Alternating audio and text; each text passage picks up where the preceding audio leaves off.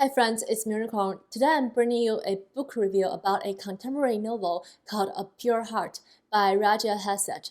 This is a book that I read for the February Invisible Cities project, and I have to say it is a little bit stretchy of the concept of invisible cities because the book was originally written in English, so didn't get translated. But I did find this book on the recommendation or resources list of invisible cities, and also it is written by an Egyptian immigration who immigrated to the US at the age of 23 or 24. So I think it still counts.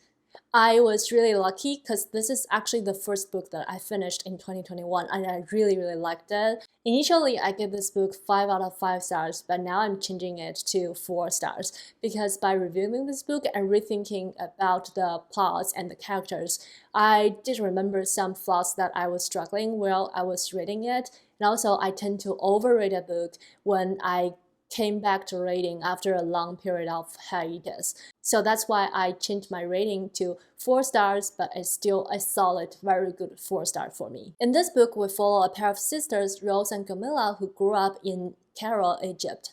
Rose is an Egyptologist who married an American journalist and moved to the US at a young age. And Camilla stayed in Cairo, lived with their parents, and pursuing her own career. Two sisters drifted apart and have had a draft relationship since then. And shortly after the Arab Spring, Camilla was died in a suicide bombing, left a lot of artifact and a mystery for Rose to figure out. The book presents a very complicated emotional dynamic to the readers. Although we are following the story mainly about Rose and Camilla, but the novel was unfolded actually around 3 characters.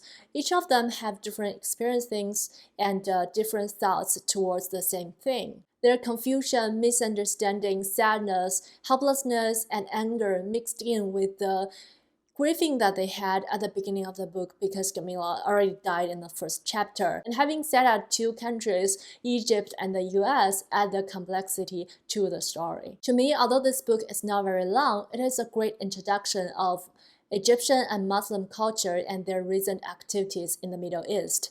Because of the setting was mostly after Arab Spring, so you can see a lot of people's beliefs shifting and power groups changing and people's reaction and reflection to the movement. Maybe to the people who knows a lot about Arab Spring or keep up with the events of Middle Eastern countries, this book was only slightly touched on the surface of the movement, but to me, who had little to no idea about what's going on, this is a good entrance to the political and cultural side of the Arab Spring movement. But I have to say, I wish I knew more about the different power groups in Egypt or have a brief idea about Arab Spring, but it doesn't really matter when reading this book because you pick up the sense fairly quickly. And this is where I feel guilty and ashamed of myself because how little I know about some world events and how neglectful I was to pretty important world events like Arab Spring.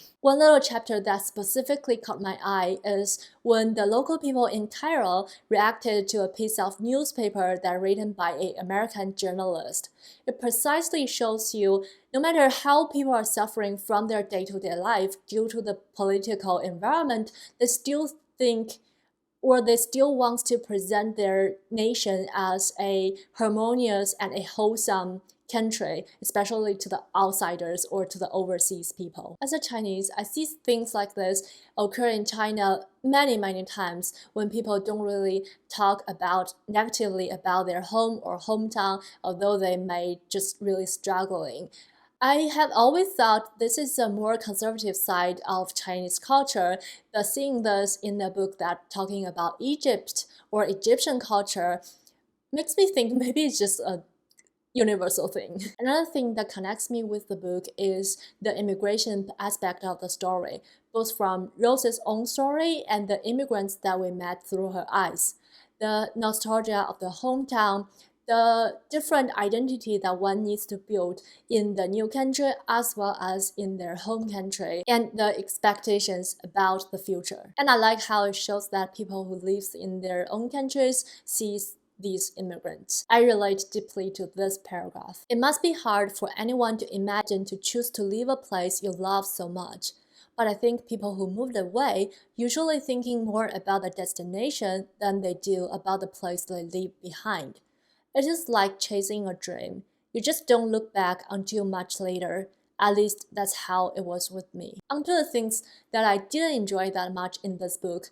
One of the characters' story is a little bit weaker compared to the other two, and it went into the novel a little bit too late, so it's harder for me to connect when I was reading it, and I took some time to realize, oh, this is actually a part of very important storyline. Also, I read some critiques of the book saying that the book is actually having very cliche characters and relationships because most of the two sisters type of book usually have a sister who is more rebellious and the other one is more conventional. They usually will have a rough relationship and some problems to solve in between. But I think the reader's experiences to things like this largely depends on how many books that the reader have read.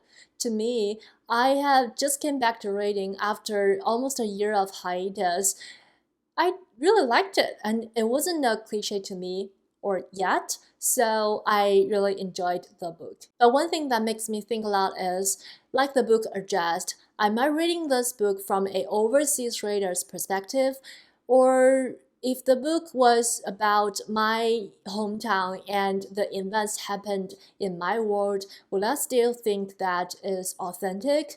Will I still think the suffering the people are having or the grieving the people are experiencing genuine? But I think this is a question that cannot be answered. I recommend this book to the people who like a little bit of sad tone in their books, like a little bit mysteries and contemporary novel, of course, and who likes to learn about Egyptian culture, especially the impact of Arab Spring, how it shaped people's life. And that's it about today's video. I hope you enjoy it.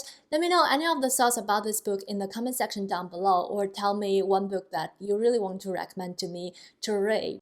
As usual, all the links will be down below, and check out the Invisible Cities project if you haven't done so.